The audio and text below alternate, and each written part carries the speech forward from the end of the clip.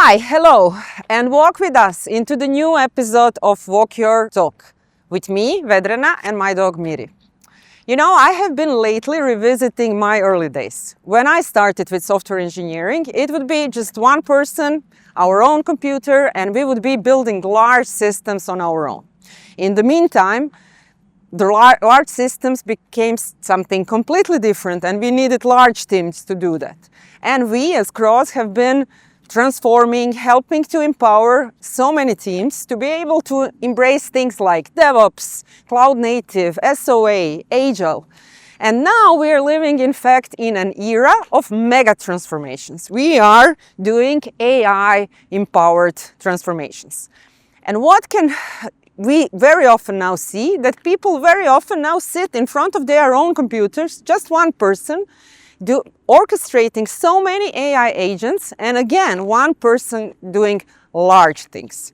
So how to reflect on what's coming next, how to see how we will go and how we will transform again and reinvent ourselves and our organizations. There is no better thing but to find the right person. And that right person, of course, comes from IBM, which is that somewhere there behind the trees, behind me. We will today welcome Sabrina Le Fustec, who runs IBM Expert Labs. See you in a minute.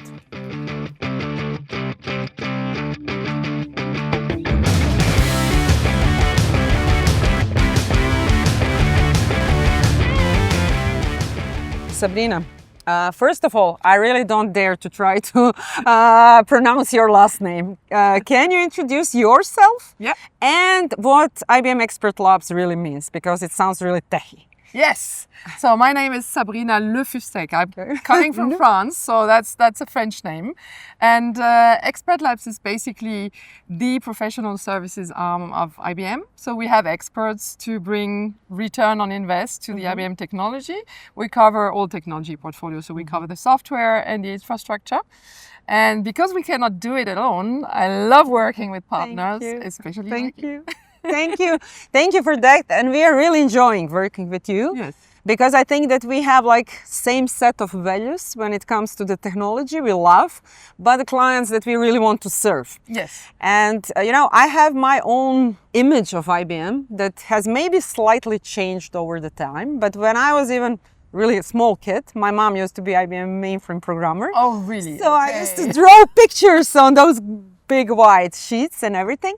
And I always had like huge admiration toward IBM, and especially the things like flying to the moon or, I don't know, Big Blue, Jeopardy and AI. And over the years, maybe wide audience didn't get so much of that flashy stuff.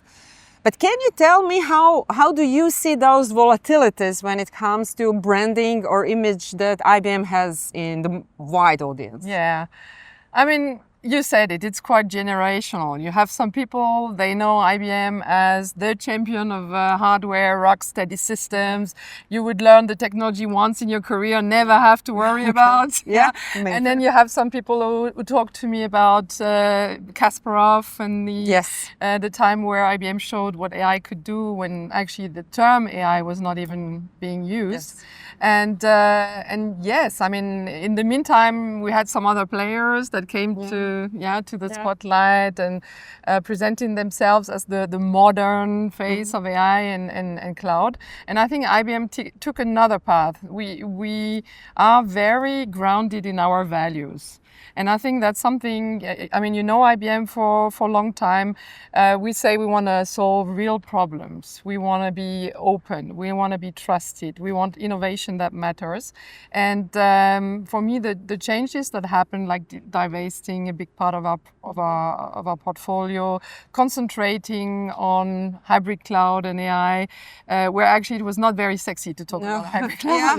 Absolutely. I mean, the hyperscalers were the cool kids. But nowadays we are absolutely aware your path was the right one. Okay, exactly. Sorry. And I think that's why IBM has maybe taken initiatives that were not so flashy and didn't make it to the headline. But now I definitely see a shift. You know, I see like our clients are there. They want to scale AI now for real business value. They really want it to be auditable, Yes. to govern it, to be in the workflows, in their very complex workflows. So the era of AI shiny MVP is actually over. Yeah. And for me, the spotlight maybe went away, but now it's coming back to where IBM was all along. Yeah, and I would use one really important word here, and that's integrity. Yes. You really very often, at least when you work with partners, you very often expect from us to have that integrity. And I have seen that especially in this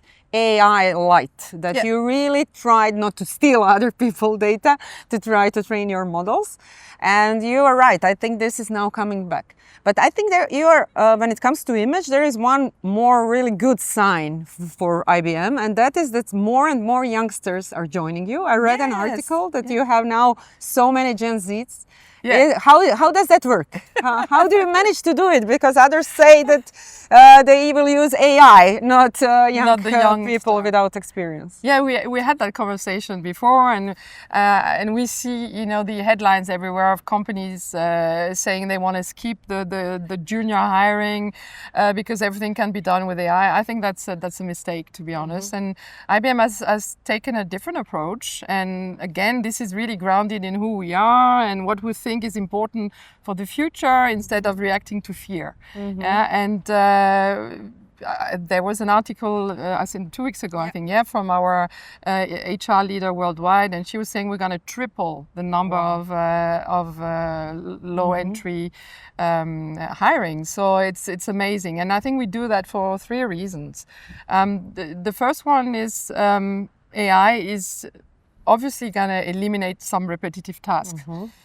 But with AI, out there, the clients have higher expectation. So you need to bring your youngster and your Gen Z much quicker into higher value activities and roles in projects. And, they're now really well equipped, like never before. But it doesn't mean that, they should lose their judgment. They should lose in interpreting a context, critical thinking, all this stuff still is there.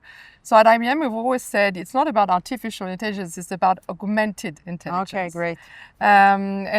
For me, it's like a consultant fast forwards. So as soon as they're in, they have better equipment to do a much higher value service to our clients, and it's a great return on invest. And I presume that it is maybe harder to just start hiring youngsters, but you really have a lot of experience. I've seen so many times people who are in management roles already being super young. They start like assistants, I suppose, to you leaders, and then very soon take their roles. I mean, on the management piece, you said it right. I mean, if we don't hire now, who are going to be the experts and the managers tomorrow? And I mean, expertise don't really grow on a tree. So you really need to build that over time. And we definitely give a lot of, because the people have a small ramp up, they go to higher roles already. And on the third aspect of why we want to triple the hires, it's also because the AI skill, they're great. I mean, the new generation. Yeah, you're right. They don't have any problems with it. They're like native, AI native, AI right? native. Yeah. And, they're really bold. They really try to, they experiment. They know how to fail fast. That's super to important. iterate, and we have a program at IBM which I see it as very crucial for my department. I mean, we have master at IBM. Okay. So these are students who are spending time at the universities and spending time with us at clients. And when we hire these people, they are like ready. They're ready to go. Wow. Yeah, and my highlight is when I'm in the tower once a week. I try to have lunch with this crowd. I get out of that lunch, I'm 10 years younger. Yeah, that helps. I've seen that on myself as well. The more younger people I have around me, I feel at least younger. Maybe I'm not. But that's all. That's a I mindset. agree. It's a mindset. So really feeling like completely excited because they are so excited to work for IBM. Yeah, because they haven't seen the cycles. They are really looking at the new IBM company, new AI image. darling, and so on. Yeah, and so I really love that crowd. really spending great. time with that crowd. There are now That's two topics I really need to address, so I will not forget. One is reskilling and one is clients. But let's go first to reskilling.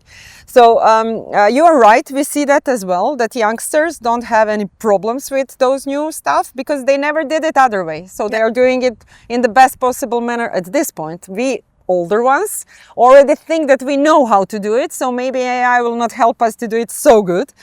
But this leads absolutely to the importance of change and reskilling. Yes. I heard somewhere that it's very important that we always say, I don't have this skill yet. Yes. So you said something like that for your German. I'm still struggling. So how do you manage personally, and what would you encourage other people to do to constantly reskill, learn, and not only learn, but be really excellent in something new? Yes. I love that question. It really relates to the video I shared a couple of years ago on my little yet. You know, for me, it's about mindset. And the little yet was really inspired by a book I read that is called Mindset from Carol Dweck. And she really talks about the two mindsets you have. You have a fixed mindset and a growth mindset, and what it means for your learning and what it means for your attitude. And reskilling, and I wouldn't even talk about reskilling because if you say reskilling, you're maybe too late. Okay, it's that's more a about good point. Continuous learning. Okay. Yeah, and so it starts with the mindset. And if you say I don't know this, that's quite final. Yeah. You know, and if you say I don't know this yet, it opens the door. It recognizes that you're not there yet, but you have a path to get there, and that skills are built over and over and over again. You know, and if I look at my people, they also tell me, mindset is important, but who's gonna put that time in my? That was my next question. But how? But how? I wanna. Okay, that's half. But half is doing it. But it starts with the mindset, and then you need to get that organized. It's not a side project. It's part of your job. It's something that is fun, but it's also very relevant and necessary. So I know that I try to put some blockers in my calendar for that. But instead of waiting for the perfect Tuesday afternoon, you know, it never happens. That never happens. It's always Monday, never Tuesday. Maybe it's even always weekend. I don't know. Okay, you know, it's like really trying. Maybe what works for me, at least, is to have little nuggets of learning during the day. So if I commute, I'm going to listen to a podcast. If I have a break, a lunch break with someone, I will ask questions. Yeah, and maybe get a demo on the new fancy stuff. So.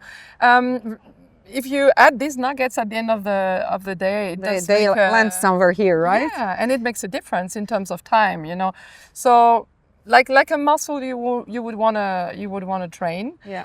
And what I also see, I mean, in terms of learning German, for me it was also learning how to deal with a very technical team. Yes. Yeah, it was really about curiosity, you know. Because I want to know how things work, but also a sense of responsibility. I'm not the most technical in the room. That's not my role. Yeah. But I shouldn't be. No, but I need to understand. I need to, you know, ask the right questions, understand the client conversations, connect the dots, and so on. And so it's really these two things: curiosity, sense of responsibility for the people I interact with. And with my German, it was actually the same path. You know, I said to myself, okay, it's a tough language to learn if you're French. You know that it's a tough language to learn. So it's so when the grammar was getting very heavy and the Bavarian accent, especially Bavarian. Don't tell me about that. I was saying to myself, you know, well, okay, I don't know so good German yet, but I will get there. And it worked. Yeah, but I think you now made a point, and I can even put that both in technical and German pots. When you don't understand, ask. So if somebody speaks Bavarian, say, sorry, I'm really new to the language. Please switch to German. Or if you don't understand technology, ask people, and I think that being able to be surrounded by techies and Yes. youngsters are, in fact, it works for both of us, this formula to it stay Yes. in the field. And it works for them as well. Because right. if you imagine, I mean, when you have a youngster and a very senior person, the mix is actually the magic match, you know, because they really benefit from each other. They benefit from the experience Yes. that some other people bring Yes. into the table. Yeah. So talking about experience, you worked with the clients very closely when you were a consultant. Yeah. And I know you mentioned several times how for you having a still contact with clients and understanding clients is important. Do you manage still to have direct client time? How do you stay here up to date to understand what clients need? Yeah. And the most important question of all, where does professional services industry heads to? How do we bring today value to our clients? Yeah.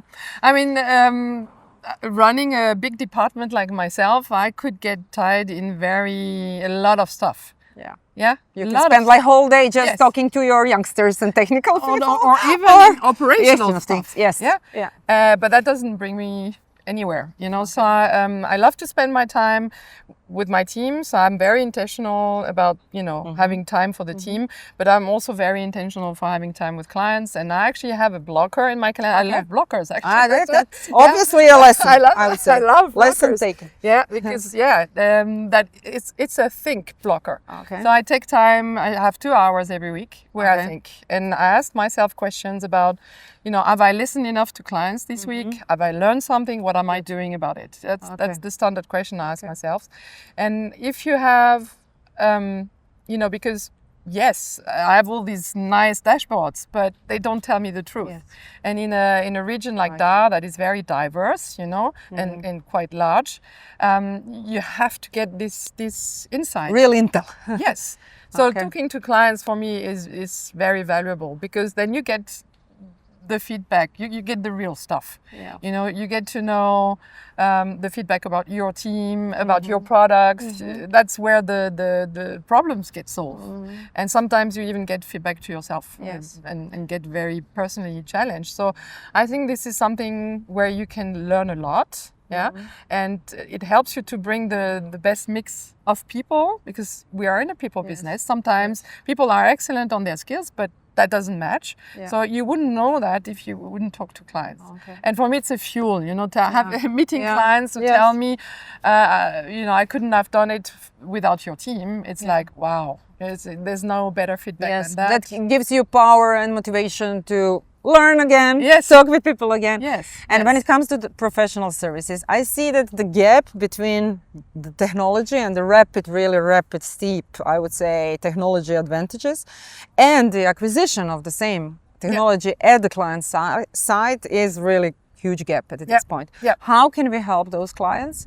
How do we reinvent as a professional services, Yes. both you Yeah. and us, Yeah. ourselves to really tackle this problem and Yeah. to bring real value, not just talk about new technologies? No, exactly. And it's, I think professional services have already started to evolve to that. I mean, in the past, clients were looking for technical experts. Yeah. And I see, like, maybe 5 years ago, I saw changes already that, you know, clients, they want the end-to-end story. Okay. Yeah. Okay. They- Solution. They want a solution. Not like a product, but solve me the problem. Yes, Okay. exactly. And solve and give me what the outcomes will be. So that's a culture change we need to go through. And I think clients still come to us because of the deep skills. I Yes. mean, that's our unique selling point, but they want us to tell them best practices.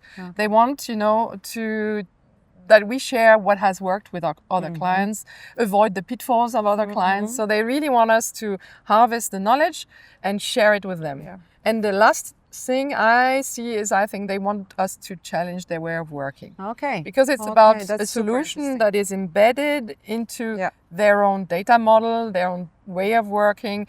So it's really something we need to learn how to articulate better. So we need to learn AI, we need to learn technical skills, but we also need these soft skills. Yes. You know, making sure the client has understood, we understand your pain points, Yeah. We understand where you want to go. We're going to help you there. We've done that a couple of times. So I think that's what we need to I evolve must to. say that I hear this quite a lot, especially from my German colleagues here in CROZ. Yeah. They always say, be bolder to our consultants. Yes. Don't be afraid. Yes. Tell the client he's wrong. Yes. And people are sometimes, but no, they really need to hear. They want to hear, Yes. and they want to sense the direction, and that's a real value. So that's exactly what I see as well. Yeah. It's interesting. Yeah. And some consultant will ask you, "Am I allowed to do Yes. that?" Yes, of course you are. You should be opinionated. Obviously, you need to listen to the client as well. Yeah, I mean, it's not IBM has the answer. It's about learning together, but also really challenging each other. Yeah. So I really see that a lot. That clients ask us to go into this leadership role. Yeah, which is again integrity and trustworthy, right? And a lot of trust. And if you look at Germany, Austria, Switzerland, I mean, I was last week in Vienna.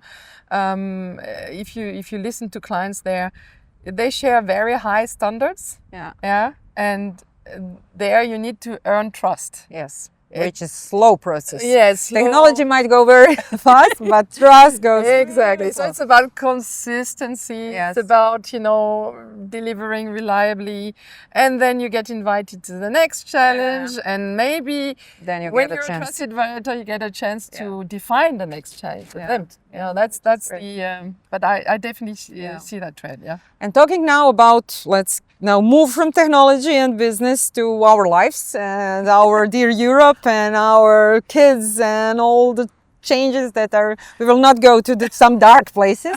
But how do you personally see future? Yeah. And I really hope that I know that my sons listen to the podcast, but I hope that some young people really will listen. Yeah. What would be your ending of this podcast, and what kind of light would you bring to those My youngsters? daughter will also listen to this Okay, so tell her and my sons for something.